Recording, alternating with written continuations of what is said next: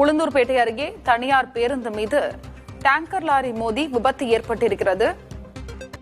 சாலை விபத்தின் சிசிடிவி காட்சிகளை நாம் தற்பொழுது பார்த்துக் கொண்டிருக்கிறோம்.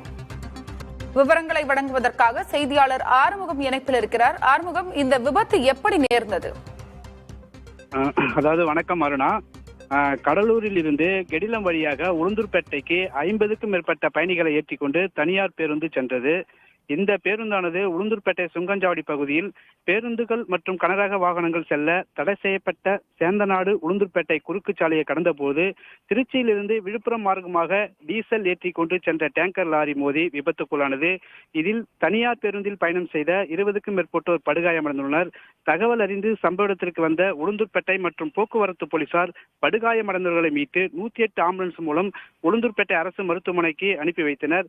தொடர்ந்து இந்த விபத்தில் சிக்கிய வாகனங்கள் சாலையில் நின்றதால் போக்குவரத்து பாதிக்கப்பட்ட நிலையில் விபத்துக்குள்ளான வாகனங்களை அப்புறப்படுத்தினர். தொடர்ந்து தடை செய்யப்பட்ட பகுதியில் தனியார் பேருந்து இயக்கிய ஓட்டுநர் மற்றும் நடத்துனரை போலீசார் தேடி வருகின்றனர். விபத்து குறித்து வழக்கு பதிவு செய்து விசாரணை நடத்தி வருகின்றனர்.